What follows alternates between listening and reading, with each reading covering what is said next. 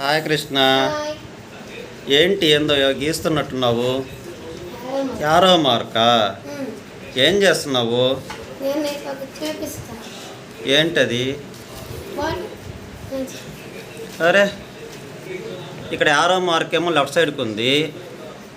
బాటిల్లోకి వచ్చేసరికి ఏమైంది? రైట్ సైడ్కి కనిపిస్తుంది, రివర్స్ సైడ్ కనిపిస్తుంది. ఎందుకని యారో మార్క్ ఇక్కడ?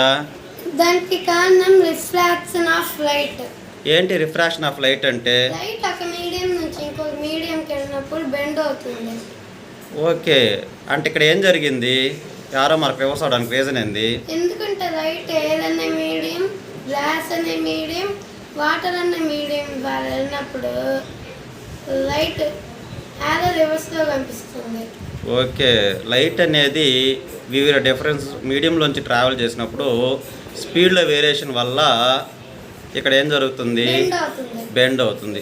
సో ఇక్కడ యారో మార్క్ అనేది పూర్తిగా బెండ్ అయ్యేసి యారో మార్క్ అనేది రివర్స్లో కనిపిస్తుంది. ఓకే, రివర్స్లో కనిపిస్తుంది. మళ్ళీ నీళ్ళతో నిండిన గ్లాస్ బాటిల్ ఒక కాన్వెక్స్ లెన్స్ లాగా పనిచేస్తుంది. ఓకే, అందువల్ల బాటిల్ వెనక సైడ్ యారో మార్క్ అనేది పూర్తిగా రివర్స్ అయ్యేసి కనిపించింది. Okay, very good. Thank you.